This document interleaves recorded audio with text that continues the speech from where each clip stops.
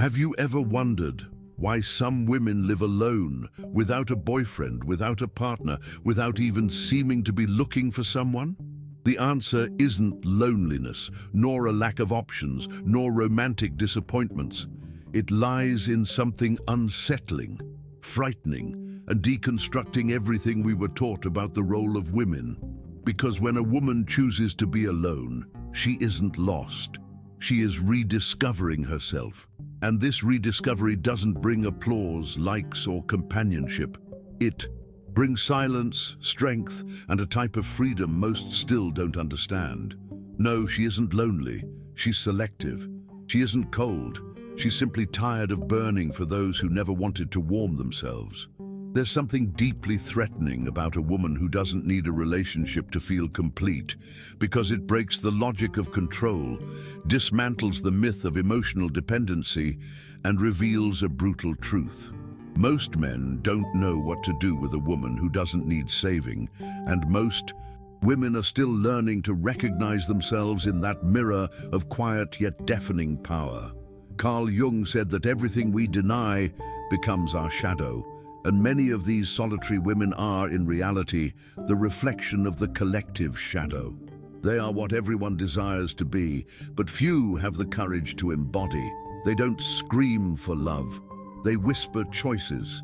They don't perform to attract. They withdraw to preserve themselves. They're less interested in charming princes and more connected to their peace. And that unsettles people because, while the world demands urgency to be with someone, they've discovered the power of being with themselves. The woman who lives alone without a boyfriend isn't lost. She's on another level, where she doesn't beg, she observes, where she doesn't seek approval, she imposes presence. And perhaps that's why she stirs so much criticism, judgment, and attempts to explain or label her. But what many still haven't grasped is that behind that apparent absence lies a presence that fills, transcends, and challenges the prevailing emotional order. She doesn't want just any love. She wants something that doesn't make her smaller. And until that arrives, she remains firm, whole, complete. You might not understand it now. You might even think it's exaggeration, pride, or disguised lack. But deep down, very deep down, there's a restlessness within you. A question that pulses, even when you try to ignore it. What if that silent path is actually the only one that awakens the most important love of all, the one that begins with you? The silence enveloping a solitary woman isn't emptiness, it's a sanctuary. Those who don't understand the value of that space often call her cold, inaccessible, or even arrogant. But what few perceive is that she didn't build that fortress to push the world away. She built it to avoid losing herself. Carl Jung said that what we don't confront within ourselves ends up projected onto others. And perhaps that's why so many women still confuse solitude with absence, when in reality it can be fertile ground for self-discovery. While most seek fulfillment through external connections, this woman turned her gaze inward. There, in the vastness of her own unconscious, she confronted the specters she avoided for years: childhood wounds, unspoken abandonments, attachments disguised as love. The decision to be alone wasn't born from an open wound, but from a scar that finally closed. She didn't stop believing in love. She stopped accepting what others called love, but always made her shrink. This woman knows chaos. She loved until she lost herself. She gave too much. She begged for crumbs that should never have been offered. But at some point, she awoke. And this awakening wasn't sudden. It was a succession of disappointments that stopped hurting and started teaching. What you see now isn't coldness. It's emotional maturity. And maturity frightens because it demands presence, depth, truth. She doesn't want just any company. She wants reciprocity. She's no longer drawn to promises but to real presences. And maybe that's precisely why she seems unattainable to many. She doesn't want to be saved. She wants to be seen. And for that, more than charm or sweet words is needed. It takes courage to dive where few dare, and that's where many give up. Not because she's difficult, but because she's complete. And when a woman becomes complete, she awakens two extremes in the world: admiration and fear. Admiration from those who also seek that integrity, fear from those still living in halves, waiting for someone to complete them. She doesn't want to complete anyone. She wants to overflow alongside someone who has also found themselves. Until then, she remains alone, not by fate's whim, but by loyalty to her own soul. This woman doesn't hide, she protects herself. There's an immense difference between isolating and preserving oneself. But the world doesn't easily accept this type of woman, a world that still preaches happily ever after only exists in pairs, a world that distrusts those without a partner as if it's a flaw. Carl Jung said that where convention reigns, there's little room for authenticity. And this woman doesn't live by conventions. She lives by essence.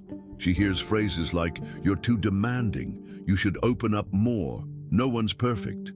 And she smiles, a serene, firm, almost ironic smile, because she knows that what many call demanding is simply the minimum she took decades to realize she deserves. She isn't seeking perfection.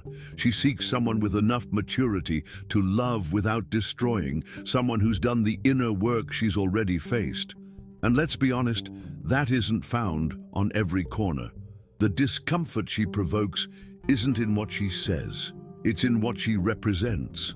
She's living proof that it's possible to be happy without depending on others, and that tears off masks. Men who feed on female insecurity feel threatened. Women still trapped in the need for approval feel judged. But she isn't there to confront anyone. She's simply being. And the authentic being of someone liberated is, in itself, a brutal mirror for those still living in chains. This woman isn't in a hurry. She doesn't need to rush processes to please others. She respects her own rhythms, and that stirs silent fury in a society that wants everything instantly. She wants depth while the world chases distractions. She wants presence while the world offers superficial availability. She wants soul bonds while everyone strives to look interesting in the next Instagram story. And when she says no, it's not a game. It's a truth. When she walks away, it's not drama, it's self-defense. When she prefers staying home alone over going out with someone empty, it's not arrogance, it's lucidity. And this lucidity, conquered through so much pain and surrender, is her greatest revolution. Because she doesn't live to please, she lives to be. And that simple act, being, is what makes her so dangerous to the system. Perhaps what unsettles people most about this woman isn't her solitude, but the peace she found within. Carl Jung taught that those who look outward dream, but those who look inward awaken. And it was precisely this inward journey she undertook. It wasn't easy. It was an arduous process of shedding masks, facing the ghosts of emotional dependency, and rebuilding herself piece by piece. She no longer defines herself through others' gaze. She sees herself with her own eyes. And that changes everything. How many times have you wondered if being alone is failure or freedom? How many times have you felt the weight of justifying yourself for not having someone by your side? This woman has been there too. She once felt wrong for being alone in a world that idolizes couples, even unhappy ones. But one day she understood. It's better to be alone than invisible within a relationship. And that day, she made a pact with herself. She'd never again accept less than she deserves. This woman's path isn't linear. There are days of doubt, moments of nostalgia, nights of profound silence. But there's also a strength growing with every conscious decision. She learned that true love doesn't trap, absorb, or manipulate. The love she desires liberates, adds, supports without suffocating. And until that love manifests, she chooses to keep growing alone, not out of pride, but integrity. This woman is the living embodiment of Jungian individuation. She fragmented, faced, The shadow descended into the unconscious and returned more complete than ever. Now that she recognizes herself, she's unwilling to be half again. She doesn't want someone to complete her, she wants someone to share with. This consciousness frightens because it demands emotional responsibility, and sadly, few are willing to love responsibly. Most still love with lack, possession, fear. And if she walks alone today, it's because every step resonates with learning. Every no she offers is an act of self-respect. Every absence she imposes is a reminder that love shouldn't be begged. She no longer needs to prove anything to anyone. And this certainty, born from the depths of her soul, transforms everything around her. Because a woman who has rediscovered herself becomes dangerous, not through weapons, but through lucidity. The woman who lives alone without a boyfriend isn't the same one who once pleaded to be loved. Something in her broke, and it was precisely that rupture that freed her. Because sometimes it's only in collapse that the soul reorganizes. Carl Jung said the tree that grows to heaven also needs roots that touch hell. And that's what she lived. She descended into the hell of her own history, faced ancestral fears, inherited pains, traumas that weren't just hers, but all the women who came before. She broke cycles. She said no to relationships repeating the same toxic script. She learned it wasn't her responsibility to cure, save, or accept crumbs out of fear of loneliness. And when she stopped accepting, the world tried to convince her she was wrong. But she stood firm, first with insecurity, then with consciousness, and finally with invulnerability. Because those who've inhabited their own abyss aren't frightened by absence. They learn to nourish themselves with silence, to warm themselves with their own presence. This woman isn't unattainable. She simply no longer allows invasion. There's an abysmal difference between opening one's heart and letting it be torn apart. She opens, yes, but only to those who come with truth, not rehearsed speeches or empty promises. She's seen enough to distinguish presence from performance. Her intuition has sharpened, her energy filters. What doesn't resonate with depth, she senses from afar and walks away without hesitation. Her transformation isn't external, it's archetypal, as if she accessed ancestral wisdom, an ancient memory that women weren't born to serve, but to express, not to be molded, but to overflow. And in accessing that memory, something within her rose, a wild, intuitive, emotionally sovereign woman. A woman who, even alone, isn't lost. She's in communion with something greater, her own destiny. No matter how they try to reduce her with labels, cold, difficult, insensitive, nothing sticks because she no longer lives to fit in. She lives to expand. She no longer fights for attention. She radiates presence. She no longer waits to be chosen. She chooses. And this inversion of logic confuses those still trying to control the feminine. But she's no longer there. She's crossed the portal. On the other side, she discovered that true relationship is built after loving oneself enough to need no one. There's something sacred in how she walks through the world. She needs no applause or public validation. Her security is silent, and it's precisely in that silence where her strength resides. Carl Jung said that what we confront within ourselves eventually manifests as destiny. And perhaps that's why this woman, by choosing herself again and again, has become the owner of a destiny few comprehend but many secretly envy. She no longer tries to fill voids with promises or convince anyone she deserves love. She doesn't beg for space in anyone's life because she learned presence isn't pleaded, it's invited. And when the invitation isn't rooted in truth, she simply declines. She doesn't react with rage or resentment. She withdraws with the dignity of someone who's lost herself too many times to allow the same wound again. What few understand is that this woman also desires to love, to be embraced, touched, chosen. But she desires it without losing herself, because she's spent too long trying to fit into molds too small for the soul she carries. Now, she only surrenders where there's space to be whole, and that demands from the other a maturity beyond romance. It demands consciousness, demands having faced one's own shadow and still choosing to love. She doesn't seek fairy tales.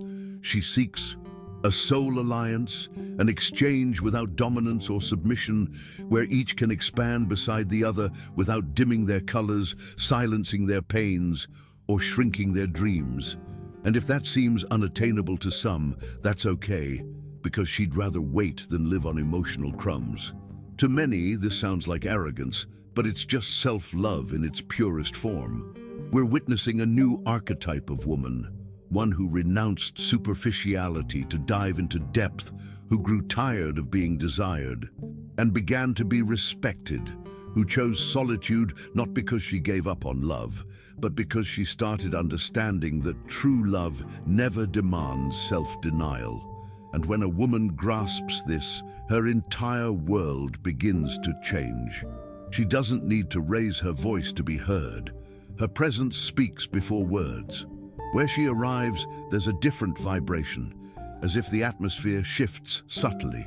It's not mysticism, it's energy.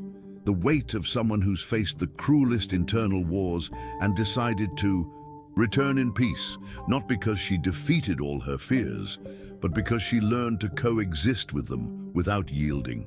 Carl Jung would say she found wholeness, not by eliminating opposites, but by integrating them. This woman doesn't reject love. She simply learned not to submit to imbalanced relationships where one dims so the other can shine. She desires to love, but a love where her essence doesn't need editing. A love where she can be shadow and light, laughter and tears, silence and storm. Because she realized that those who love only the pretty parts haven't yet learned to love truly. And those who demand constant sweetness don't yet grasp the beauty of the bitterness necessary to grow.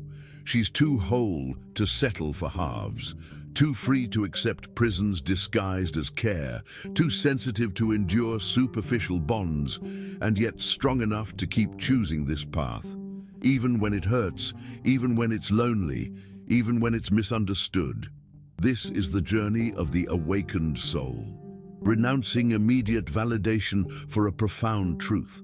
Deep down, the world fears women like this, women who don't need, women who don't bow, women who refuse to be molded, because they challenge invisible structures, question ancient patterns, break silent emotional contracts that claimed a woman's worth lies only in being accompanied. And when she breaks those contracts, when she rewrites her own narrative, she inspires others. And to the system that's dangerously revolutionary. So she walks on, sometimes with tears in her eyes, sometimes with her chest held high, but always with feet firmly grounded. Because now she knows she isn't alone. She's with herself. And after all she's lived through, that's more than enough.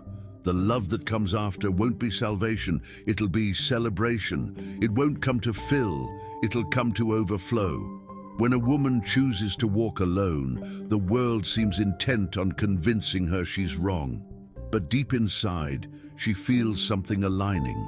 It's not pride or rebellion. It's a rare wisdom born in silence. The same wisdom Jung called individuation, the process of becoming who you are entirely without masks or concessions. And when that happens, nothing outside her holds more power than the truth beating within her own chest. This truth doesn't need to be loud. It can manifest in how she closes a door without resentment, withdraws when an environment no longer nourishes her, or smiles peacefully even without someone by her side. Because she discovered that being alone isn't a punishment, it's a vow of fidelity to her own soul. And the soul of an awakened woman doesn't submit, doesn't dim, doesn't beg. It simply is. And that's enough. The world will keep telling her she's missing something. It'll offer distractions, plastic princes, display case loves. But she's already seen behind the veil. She's realized it's not about finding someone. It's about never losing herself again. And when this understanding blossoms, everything changes. Desire. becomes discernment, lack becomes choice, waiting becomes a path. What once hurt now teaches, what once bound now frees.